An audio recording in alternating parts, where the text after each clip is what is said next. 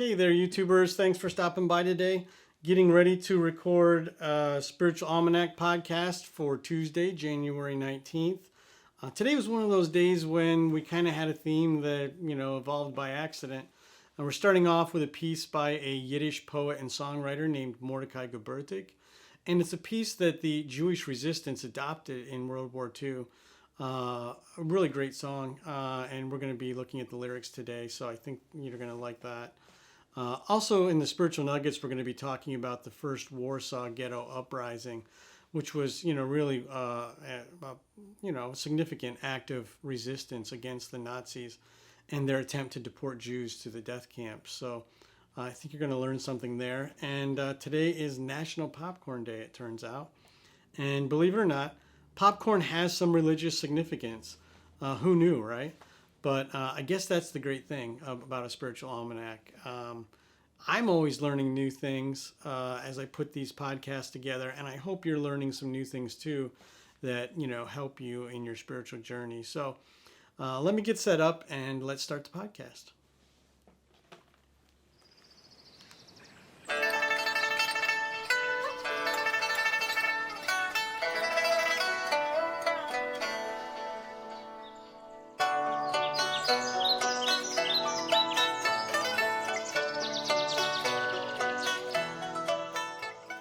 Welcome to a Spiritual Almanac. It's Tuesday, January 19th, 2021. Today's inspiration comes to us from the Yiddish poet and songwriter Mordechai Gebirtig. A working-class Jew from Krakow, Gebirtig was a furniture worker by day and a musician and actor the rest of the time. He published his first collection of songs in 1920 under the title Volksstimmlich, or Of the Folk, and his songs quickly became fixtures in Yiddish theater. But Gebirtig's life was cut short in 1942 when he was killed by the Nazis during the Bloody Thursday shooting in the Krakow Ghetto. His best-known work is a song titled Es brennt, or It is Burning. He wrote it in 1938 as a response to anti-Semitic violence in the Polish town of Przeżyk. During World War II, the Jewish resistance adopted It is Burning as its anthem, and it was sung in ghettos across German-occupied Europe. Although it was written for a different time and place, it still serves as a call to action against fascism and injustice for people around the world. It is burning, brothers, it is burning. Our poor little town, a pity, burns. Furious winds blow, breaking, burning, and scattering, and you stand around with folded arms. Oh, you stand and look while our town burns. It is burning, brothers, it is burning. Our poor little town, a pity, burns. The tongues of fire have already swallowed the entire town. Everything surrounding it is burning, and you stand around while our town burns. It is burning, brothers, it is burning. You are the only source of help. If you value your town, take up the tools to put out the fire. Put out the fire with your own blood. Don't just stand there, brothers, with your arms folded. Don't just stand there, brothers. Put out the fire, because our town is burning. More spiritual nuggets for today. This day in 1943 saw the first Warsaw Ghetto uprising.